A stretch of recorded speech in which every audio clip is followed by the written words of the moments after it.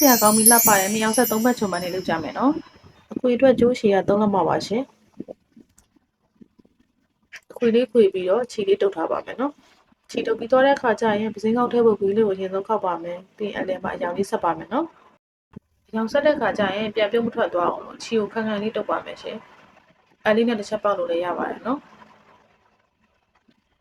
ပွင့်ချက်အရှိလေးတစ်ခုချိုးပါမယ်ပွင့်ချက်အရှိလေးကတော့1လက်မဆိုရပါတယ်နော်1လက်မဆိုတာကျိုးခောက်ရတာ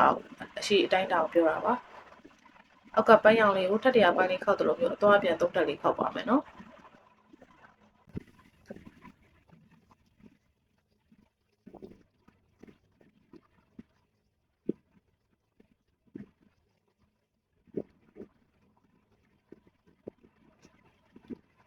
ခောက်ပြီးသွားရင်အပေါ်အစိမ့်လေးကိုတပတ်ပတ်ပါမယ်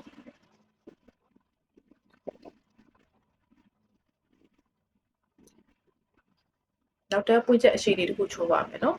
ပွင့်ချက်အရှိလေးကလည်း1လက်မပဲရှိရပါမယ်ကျိုးခောက်ရတာ1လက်မရှိရပါမယ်အလေရောက်ပြီဆိုရင်တစ်ချက်သတိထားမှာလေကျိုးအရှိလေးတွေပွင့်ချက်အရှိလေးတွေပေါ့နော်ပွင့်ချက်အရှိလေးတွေကနှစ်ခုသွားမယ်နော်အလေရောက်အဲ့နေရာမှာတစ်ခုလေးချိုးပြီးဆက်ခောက်သွားရင်ပြန်ပြီးဖြုတ်ရတာနဲ့ပြန်လုပ်ရတာနဲ့အဲ့လိုမှားတတ်ပါတော့နော်အလေမှာပွင့်ချက်အရှိလေးတစ်ခုအမြင်သွားပါမယ်သွားပြီးနောက်ထပ်တရလိုမျိုး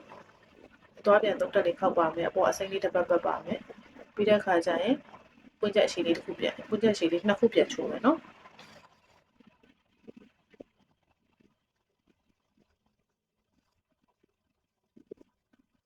နောက်ဆုံးပွင့်ချက်လေးရောက်ပါပြီနောက်ဆုံးပွင့်ချက်လေးရောက်ပြီဆိုရင်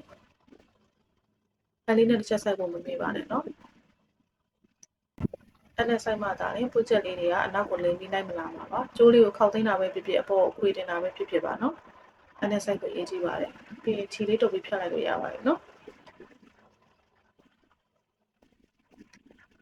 အပေါ်ခွေတင်ဖို့အတွက်ကကျိုးချီက3လက်မခွဲပါနော်အတွင်းကျိုးလေးကတော့